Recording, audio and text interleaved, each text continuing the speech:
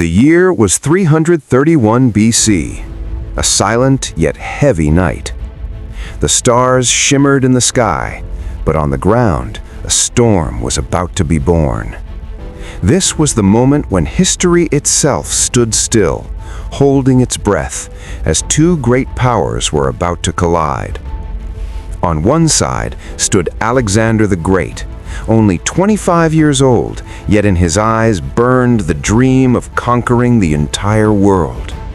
And on the other side, the king of the mighty Persian Empire, Darius III, a ruler of immense power, wealth, and an army vast enough to shake the earth.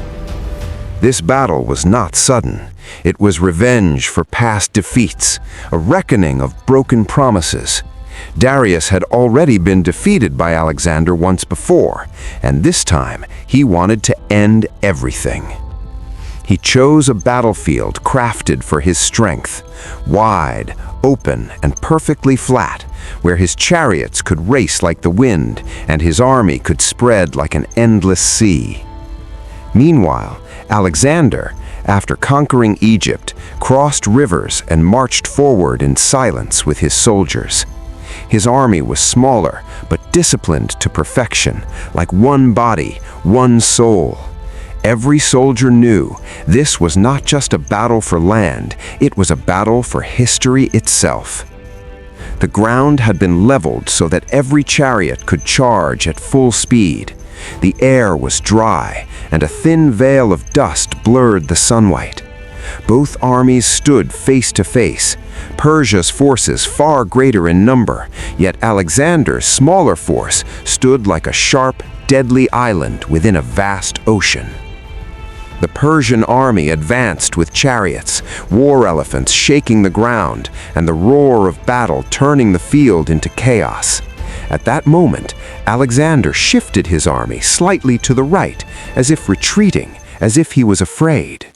Darius saw this, and a faint smile appeared on his lips. He is retreating, he thought, and he ordered his army to advance.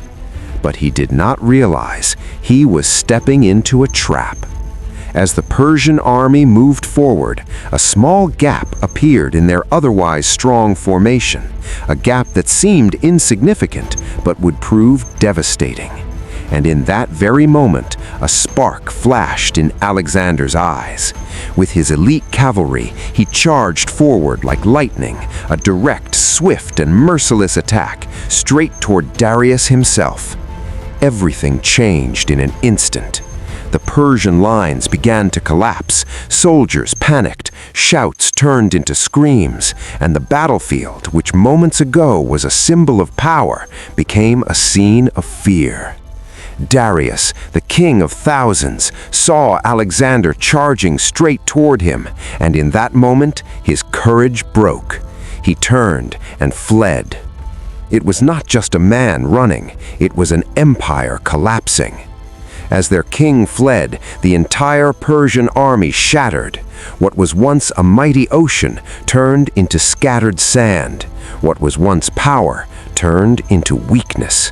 And in the middle of the battlefield stood Alexander, his breath heavy, eyes shining with victory, and before him lay a world ready to fall at his feet. That day, it was not just a battle that was won, it was the course of history that was changed. A 25-year-old young man stood before an empire centuries old, and in a single moment, everything changed. Even today, the sands of Gaugamela seem to whisper that wars are not won by swords alone.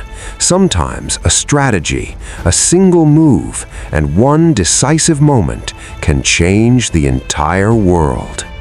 After the victory at Gaugamela, Alexander's eyes turned toward the entire east. His army kept advancing, conquering city after city. Babylon, the center of Persian culture and wealth. Alexander entered peacefully, established order, and made it part of his empire. Susa and Persepolis, the treasure cities of Persia, where Alexander seized vast riches and strengthened his power. Other regions of Iran, smaller states, submitted as Alexander advanced. From Iran to the east, through Afghanistan, Baluchistan, and into Punjab, his army not only conquered lands, but also brought local rulers under his control.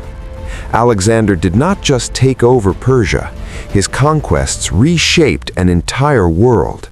From Macedon and Greece to Egypt, all Greek states came under his rule, and in Egypt he founded the city of Alexandria, which became a great center of knowledge and culture.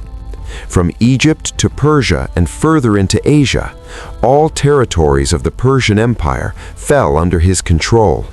His forces reached Iran, Iraq, Afghanistan, Punjab, Sindh, and up to the borders of India. At the edge of India, Alexander fought King Porus in the famous Battle of the Hydaspes. After his victory, he honored Porus and kept him as a ruler under his empire. During his lifetime, Alexander's empire became the greatest power in the world, yet his life lasted only 32 years. He died in 323 BC in Babylon at the age of just 32. The cause of his death remains uncertain. Some say illness, others believe it was poison. After his death, his empire was divided. The Diadochi, his generals, took control of different regions. In Egypt, Ptolemy established a dynasty that lasted for nearly 300 years. Macedonia and parts of Greece fell to other generals. Persia and the eastern regions were also divided among various rulers. This is not just the story of a young king's victories, it is the story of a man who changed the world through his vision, strategy, and courage. Alexander took the throne at the age of 20, and within just 32 years of life, he conquered nearly half the known world. His army, his brilliance, and his fearless spirit still live on in history. The field of Gaugamela, the river of Hydaspes, and the city of Babylon all still seem to echo the same truth. Empires are not won by power alone. They are built through determination, strategy, and decisions made at the right moment. And if you want more stories like this, stories of history, conquest, and legendary rulers, then subscribe to our channel now and journey with us into the world of history.